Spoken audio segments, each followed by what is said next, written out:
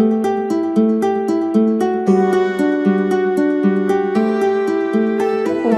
ശാന്തി. 23/12/25 പ്രഭാതമുരളി ബാബ്ദാദ മധുബൻ. ബാബു പറയുന്നു, മധുരമായ കുട്ടികളെ, ഏതൊരു സങ്കല്പം ഈശ്വരീയ സേവാർത്ഥം നടക്കുന്നു അതിനെ ശുദ്ധ സങ്കല്പം അഥവാ നിർസങ്കല്പം എന്ന് തന്നെ പറയും, വ്യർത്ഥം എന്നല്ല. ചോദ്യം: വികർമ്മങ്ങളിൽ നിന്നും രക്ഷപ്പെടുന്നതിനായി ഏതൊരു കടമ നിറവേറ്റുമ്പോഴും അനാസക്തമായി ഇരിക്കണം. ഉത്തരം: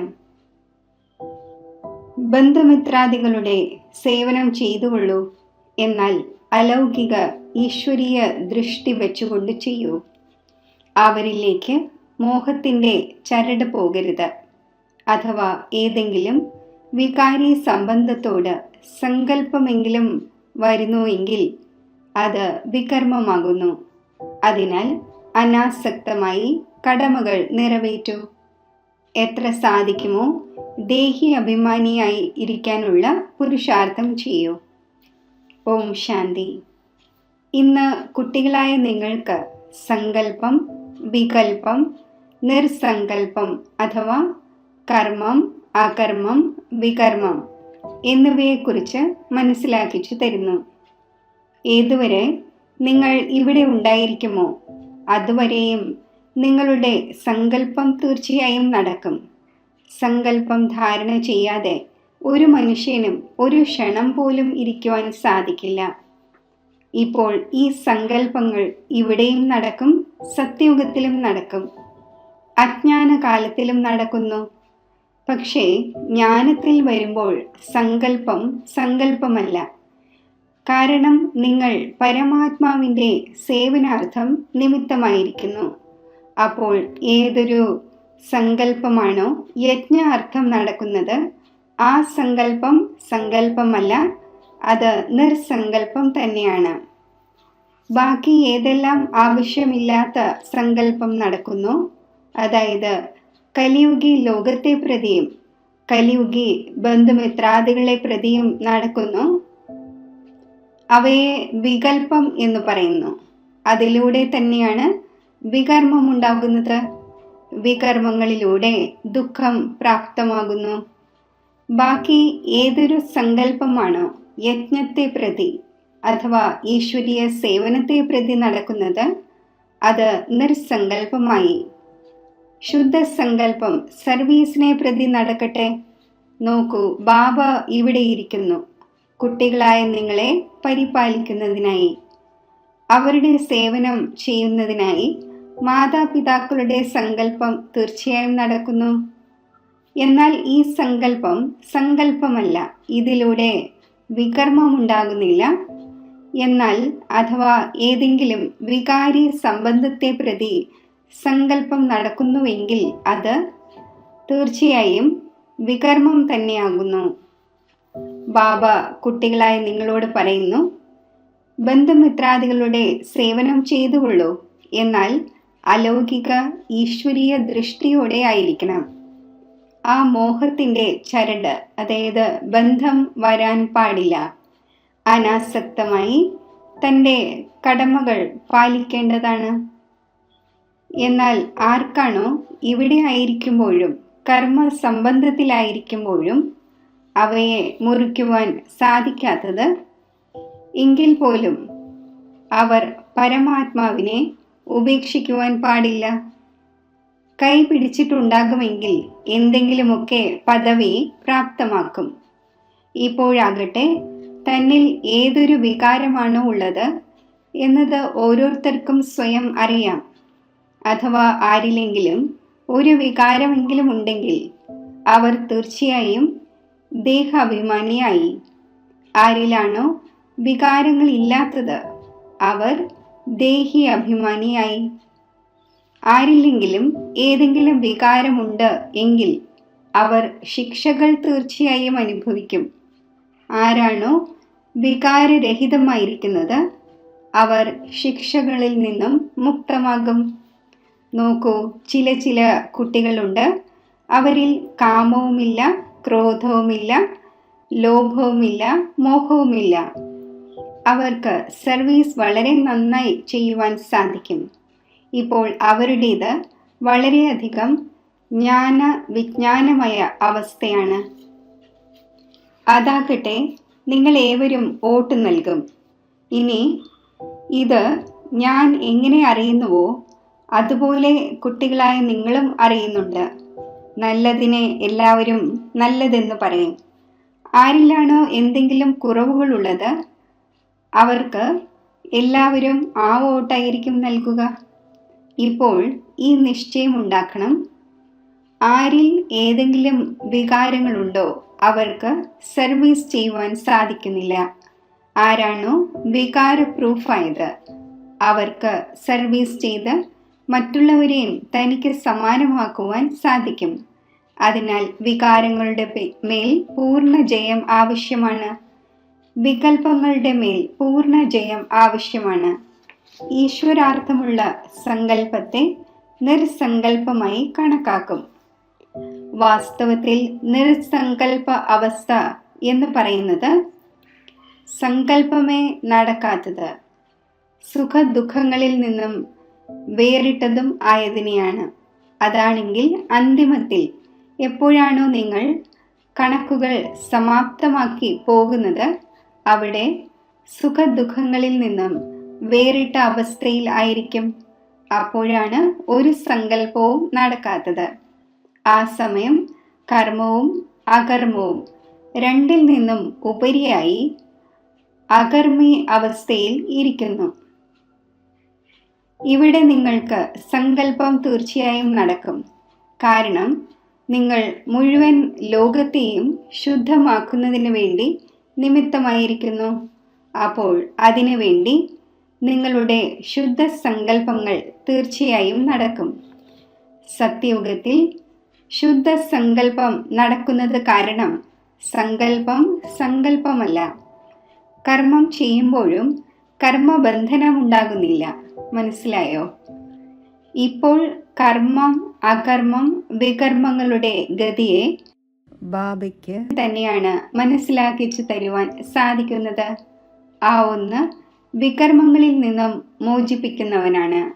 ആ ഒന്ന് ഈ സംഗമത്തിൽ നിങ്ങളെ പഠിപ്പിച്ചുകൊണ്ടിരിക്കുന്നു. അതിനാൽ കുട്ടികളെ തൻ്റെ മേൽ വളരെയധികം ജാഗ്രത വയ്ക്കൂ.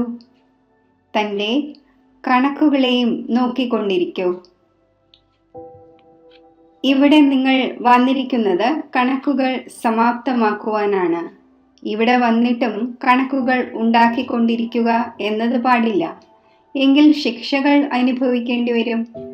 ഈ ഗർഭ ജയിലിലെ ശിക്ഷകൾ നിസ്സാരമൊന്നുമല്ല. ഈ കാരണത്താൽ വളരെയധികം പുരുഷാർത്ഥം ചെയ്യേണ്ടതുണ്ട്. ഈ ലക്ഷ്യം വളരെ ഭാരിച്ചതാണ്. അതിനാൽ സൂക്ഷിച്ച് നടക്കേണ്ടതാണ്. വികൽപ്പങ്ങളുടെ മേൽ തീർച്ചയായും ജയം നേടേണ്ടതുണ്ട്. ഇപ്പോൾ എവിടം വരെ നിങ്ങൾ വികൽപ്പങ്ങളുടെ മേൽ വിജയം നേടി? എത്രത്തോളം ഈ നിർസങ്കല്പം, അതായത് സുഖദുഃഖങ്ങളിൽ നിന്നും വേറിട്ട അവസ്ഥയിൽ ഇരിക്കുന്നുണ്ട്? ഇത് നിങ്ങൾ സ്വയം അറിഞ്ഞുകൊണ്ടിരിക്കൂ. ആർക്കാണോ സ്വയം മനസ്സിലാക്കുവാൻ സാധിക്കാത്തത് അവർക്ക് മമ്മയോടും ബാബയോടും ചോദിക്കാം. കാരണം നിങ്ങളാകട്ടെ അവരുടെ അവകാശികളാണ്. അപ്പോൾ അത് പറഞ്ഞു തരുവാൻ സാധിക്കും.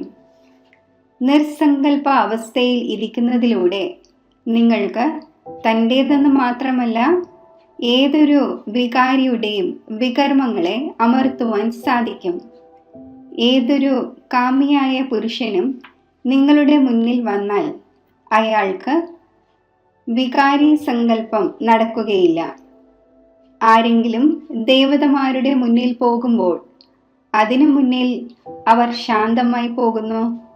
അതുപോലെ നിങ്ങളും ഗുപ്തരൂപത്തിൽ ദേവതമാരാണ്.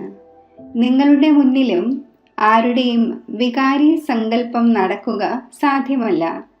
എന്നാൽ അങ്ങനെയുള്ള വളരെയധികം കാമിയായ പുരുഷനായിരിക്കുകയും അവർക്ക് കുറച്ച് സങ്കല്പങ്ങൾ നടന്നുവെങ്കിൽ പോലും യുദ്ധം ചെയ്യുവാൻ സാധിക്കില്ല.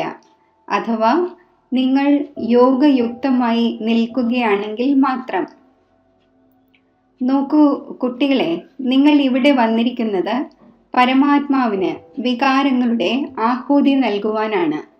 എന്നാൽ ചിലരൊക്കെ ഇപ്പോൾ നിയമമനുസരിച്ച് ആഹൂതി ചെയ്തിട്ടില്ല. അവരുടെ യോഗം പരംപിതാവുമായി യോജിച്ചിട്ടില്ല. മുഴുവൻ ദിവസവും ബുദ്ധിയോഗം അലഞ്ഞുകൊണ്ടിരിക്കുന്നു. അതായത് ദേഹി അഭിമാനി ആയിട്ടില്ല. ദേഹ അഭിമാനി ആയത് കാരണം ആരുടെയെങ്കിലും സ്വഭാവത്തിലേക്ക് വന്നു പോകുന്നു. അത് കാരണം പരമാത്മാവുമായി പ്രീതി നിറവേറ്റുവാൻ സാധിക്കുന്നില്ല. അതായത് പരമാത്മാർത്ഥം സർവീസ് ചെയ്യുന്നതിൻ്റെ അധികാരിയാകുവാൻ സാധിക്കുന്നില്ല. ആരാണോ പരമാത്മാവിൽ നിന്നും സർവീസ് സ്വീകരിച്ച ശേഷം സർവീസ് ചെയ്തുകൊണ്ടിരിക്കുന്നത്, അതായത് പതീതരെ പാവനമാക്കിക്കൊണ്ടിരിക്കുന്നത്, അവർ തന്നെയാണ് എൻ്റെ സത്യമായ പക്വമായ കുട്ടികൾ. അവർക്ക് വളരെ ഭാരിച്ച, അതായത് ഉയർന്ന പദവി ലഭിക്കുന്നു. ഇപ്പോൾ പരമാത്മാവ് സ്വയം വന്ന് നിങ്ങളുടെ പിതാവായിരിക്കുന്നു. ആ പിതാവിനെ സാധാരണ രൂപത്തിൽ അറിയാതെ ഏതെങ്കിലും പ്രകാരത്തിലുള്ള സങ്കല്പം ഉൽപ്പന്നമാവുക എന്നാൽ വിനാശത്തെ പ്രാപ്തമാക്കുന്നത് പോലെയാണ്. ഇപ്പോൾ ആ സമയം വന്നു ചേരും. അതിൽ 108 ജ്ഞാനഗംഗകൾ പൂർണ്ണ അവസ്ഥ പ്രാപ്തമാക്കും. ബാക്കി ആര് പഠിച്ചിട്ടുണ്ടാകില്ലയോ അവർ തൻ്റെ തന്നെ നാശം വരുത്തും. ഇത് നിശ്ചയമായും അറിയണം. അതായത് ആരെങ്കിലും ഈ ഈശ്വരീയ യജ്ഞത്തിൽ ഒളിപ്പിച്ച് കാര്യം ചെയ്യുന്നു എങ്കിൽ അത് എല്ലാം അറിയുന്നവനായ ബാബ കാണുന്നുണ്ട്. ആ ഒന്ന് പിന്നെ തൻ്റെ സാകാര സ്വരൂപമായ ബാബയെ ടച്ച് ചെയ്യുന്നു, മുന്നറിയിപ്പ് നൽകുന്നതിന് വേണ്ടി. അതിനാൽ ഒരു കാര്യവും ഒളിപ്പിക്കുവാൻ പാടില്ല. തെറ്റുകൾ സംഭവിക്കുന്നുണ്ടാകും, എന്നാൽ അത് പറയുന്നതിലൂടെ തന്നെ ഭാവിയിലേക്ക് രക്ഷപ്പെടുവാൻ സാധിക്കും. അതിനാൽ കുട്ടികളെ ജാഗ്രതയോടെ ഇരിക്കണം. കുട്ടികൾ ആദ്യം സ്വയം മനസ്സിലാക്കണം, ഞാൻ ആരാണ്, വാട്ട് ആം ഐ. ഞാൻ എന്ന് ശരീരത്തെ അല്ല പറയുന്നത്. ഞാൻ എന്ന് പറയുന്നത് ആത്മാവിനെയാണ്. ഞാൻ ആത്മാവ് എവിടെ നിന്നും വന്നു, ആരുടെ സന്താനമാണ്? ഞാൻ ആത്മാവ് പരംപിത പരമാത്മാവിൻ്റെ സന്താനമാണ് എന്നത് ആത്മാവിന് എപ്പോഴാണോ മനസ്സിലാകുന്നത്, അപ്പോൾ തൻ്റെ പിതാവിനെ ഓർമ്മിക്കുന്നതിലൂടെ സന്തോഷം വരുന്നു. കുട്ടികൾക്ക് സന്തോഷം വരുന്നത് പിതാവിൻ്റെ ഓക്കുപ്പേഷൻ അറിയുമ്പോഴാണ്. ചെറുതായിരിക്കുന്നത് വരെയും പിതാവിൻ്റെ ഓക്കുപ്പേഷൻ അറിയാത്തത് വരെയും ഇത്രയും സന്തോഷമുണ്ടായിരിക്കുകയില്ല. ഇതുപോലെ മുതിർന്നവരാകുമ്പോൾ പിതാവിൻ്റെ ഓക്കുപ്പേഷൻ മനസ്സിലാകുമ്പോൾ ആ ലഹരിയും ആ സന്തോഷവും കയറുന്നു. അപ്പോൾ ആദ്യം ആ ഒന്നിൻ്റെ ഓക്കുപ്പേഷൻ അറിയേണ്ടതുണ്ട്. നമ്മുടെ ബാബ ആരാണ്, ആ ഒന്ന് എവിടെ വസിക്കുന്നു? അഥവാ ആത്മാവ് ആ ഒന്നിൽ മെർജാകും എന്ന് പറയുകയാണെങ്കിൽ ആത്മാവ് വിനാശിയായി പോയി. അപ്പോൾ സന്തോഷം ആർക്ക് വരുവാനാണ്? നിങ്ങളുടെ അടുക്കൽ പുതിയതായി വരുന്ന ജിജ്ഞാസുക്കൾ ആരെല്ലാമാണോ അവരോട് ചോദിക്കണം, നിങ്ങൾ ഇവിടെ എന്താണ് പഠിക്കുന്നത്? ഇതിലൂടെ എന്ത് സ്റ്റാറ്റസ് ആണ് ലഭിക്കുന്നത്?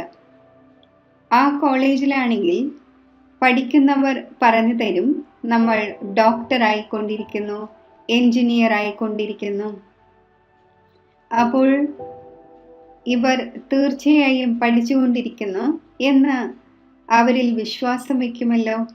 ഇവിടെയും സ്റ്റുഡൻസ് പറയുന്നു, ഇത് ദുഃഖത്തിൻ്റെ ലോകമാണ്, ഇതിനെ നരകം, ഹെൽ അഥവാ ഡെവിൾ വേൾഡ് എന്ന് പറയുന്നു. അതിന് എഗൻസ്റ്റ് ആയതാണ് ഹെവൻ അഥവാ ഡീറ്റി വേൾഡ്. അതിനെ സ്വർഗം എന്ന് പറയുന്നു. ഇതാകട്ടെ എല്ലാവരും അറിയുന്നുണ്ട്, മനസ്സിലാക്കുവാനും സാധിക്കും. ഇത് ആ സ്വർഗമല്ല, ഇത് നരകമാണ് അഥവാ ദുഃഖത്തിൻ്റെ ലോകമാണ്, പാപ ആത്മാക്കളുടെ ലോകമാണ്.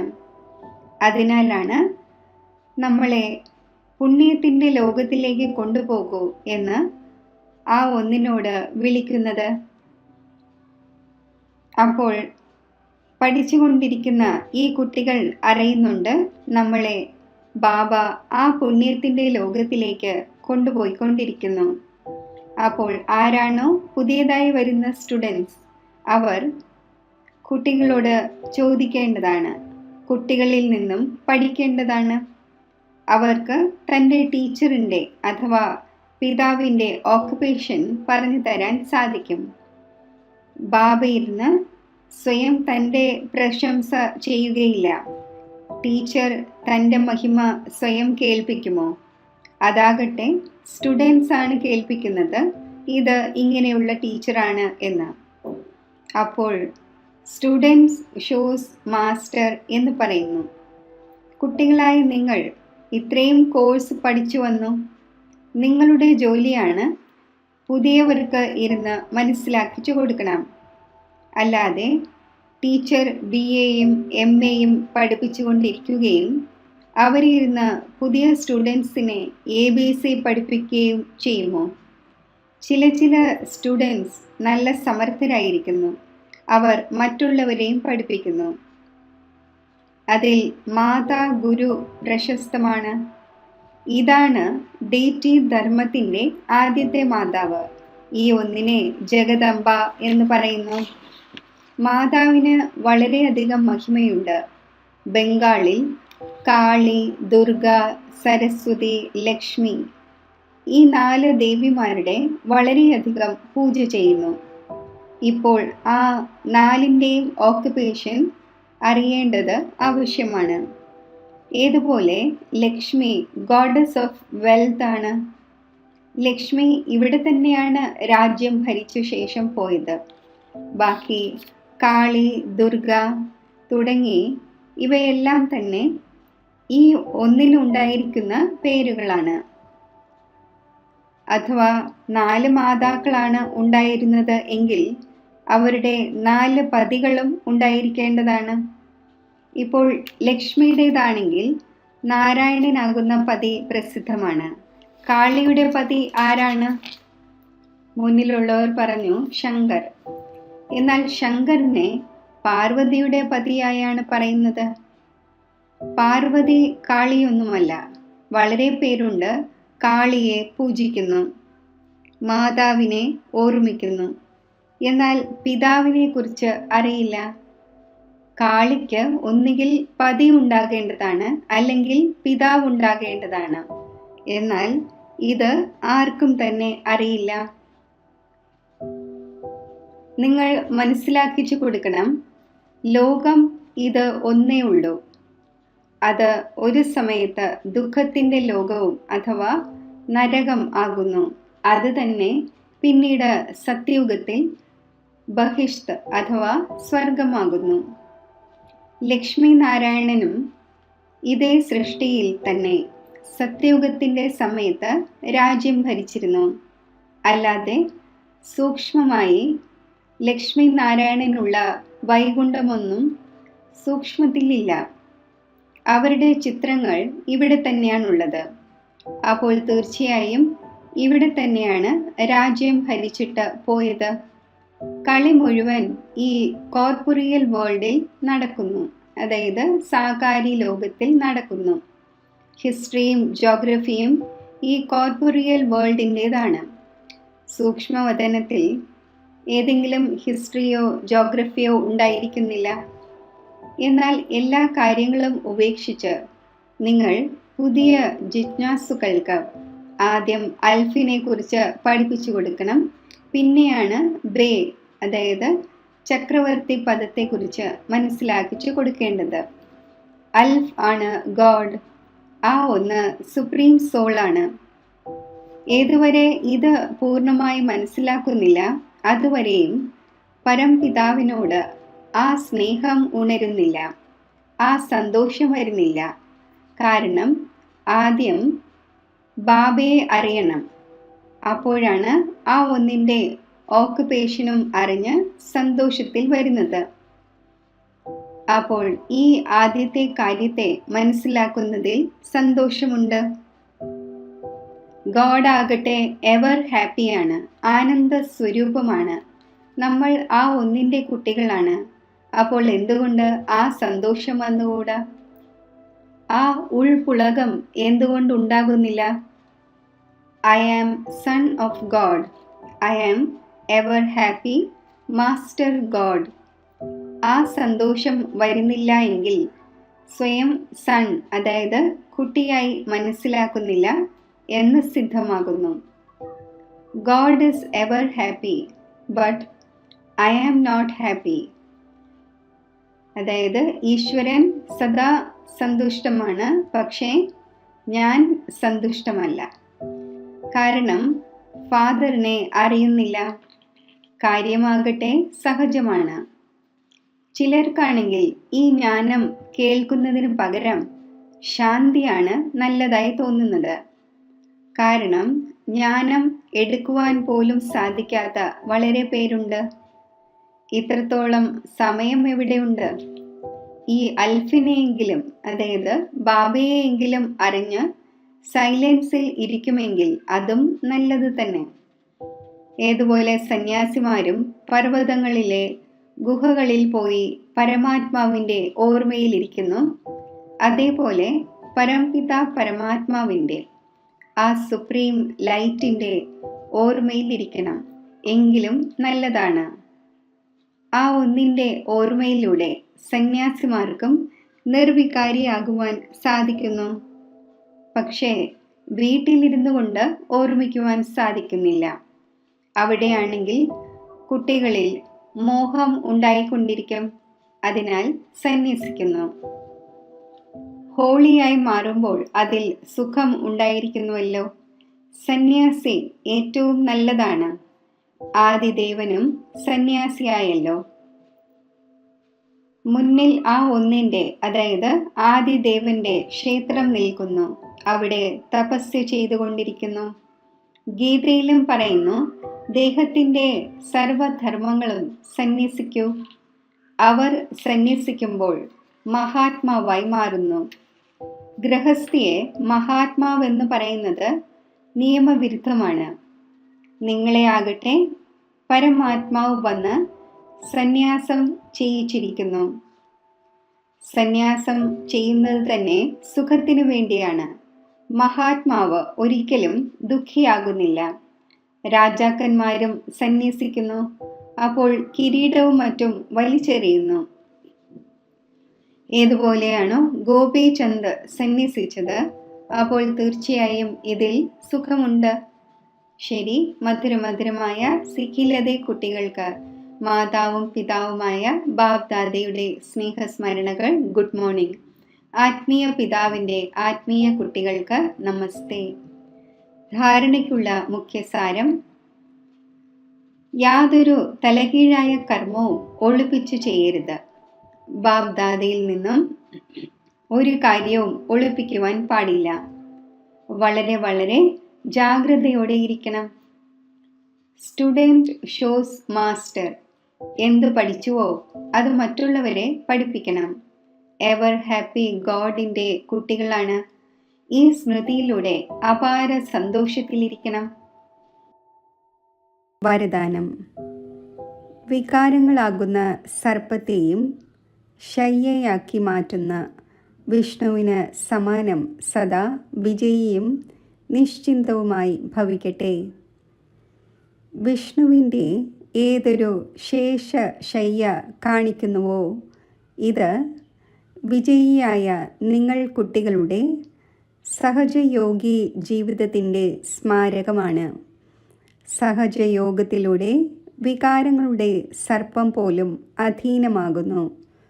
ഏത് കുട്ടികൾ വികാരങ്ങളാകുന്ന സർപ്പങ്ങളുടെ മേൽ വിജയം പ്രാപ്തമാക്കി അവയെ വിശ്രമത്തിൻ്റെ ശയ്യയാക്കി മാറ്റുന്നത് അവർ സദാ വിഷ്ണുവിന് സമാനം ഹർഷിതവും നിശ്ചിന്തവുമായി ഇരിക്കുന്നു.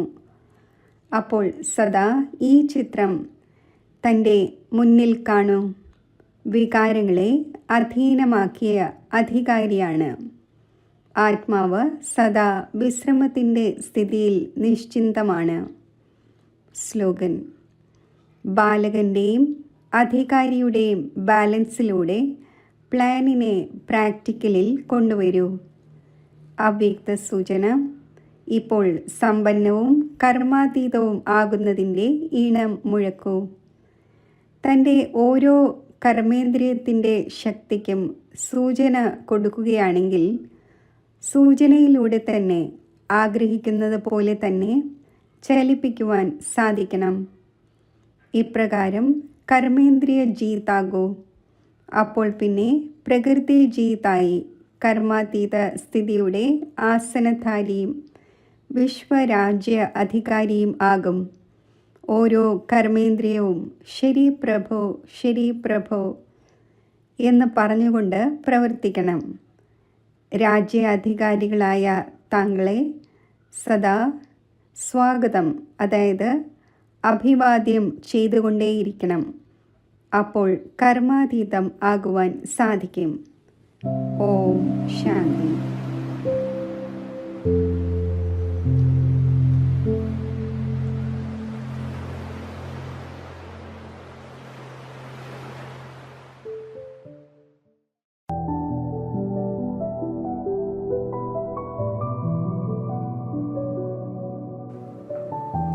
മെഡിറ്റേഷൻ.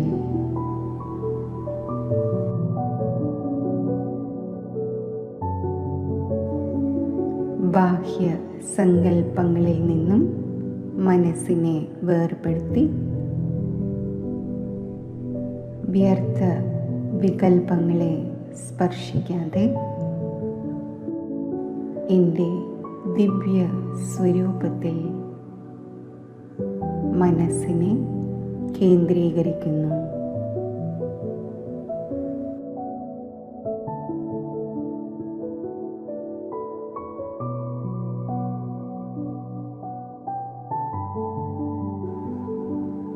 പവിത്ര സ്വരൂപമായി, സഫലതാ നക്ഷത്രമായി മസ്തക സിംഹാസനത്തിൽ ഞാൻ ആത്മാവ് സ്ഥിതി ചെയ്യുന്നു.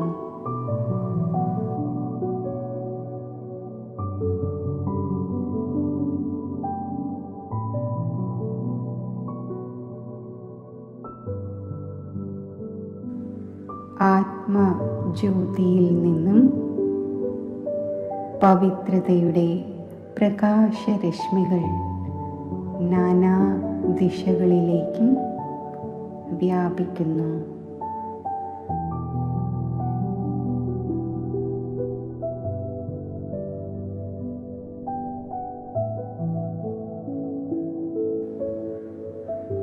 പവിത്ര സ്വരൂപ ആത്മാവായ ഞാൻ ദേഹത്തിൽ നിന്നും ദേഹത്തിൻ്റെ ലോകത്തിൽ നിന്നും ബുദ്ധിബലത്താൽ മാറി പരമധാമമാകുന്ന ജ്യോതിദേശത്തിൽ എത്തിച്ചേരുന്നു.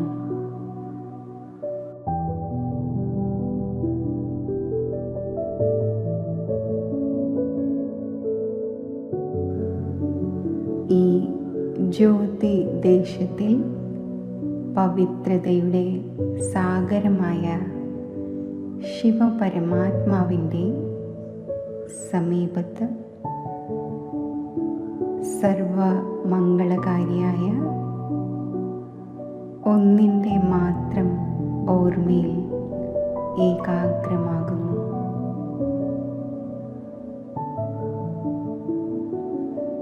പവിത്ര സാഗരനിൽ നിന്നും പവിത്രതയുടെ ദിവ്യ പ്രകാശം എന്നിൽ നിറയുമ്പോൾ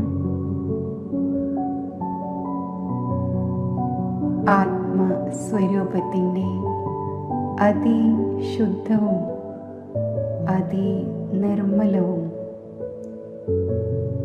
പവിത്രവുമായ സ്വരൂപം ഞാൻ അനുഭവിക്കുന്നു.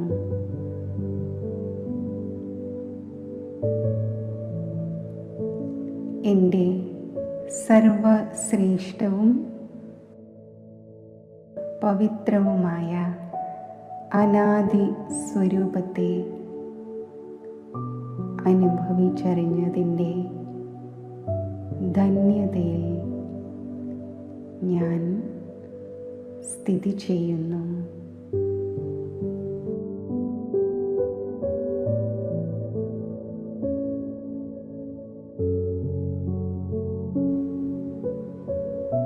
ശിവപരമാത്മാവുമായുള്ള ഈ മധുരമായ കൂടിക്കാഴ്ചയിലൂടെ പവിത്രതയുടെ ബലം ശേഖരിച്ച് യോഗയുക്ത അവസ്ഥയിൽ മസ്തകമണി ആയി ഞാൻ വിരാജിക്കുന്നു.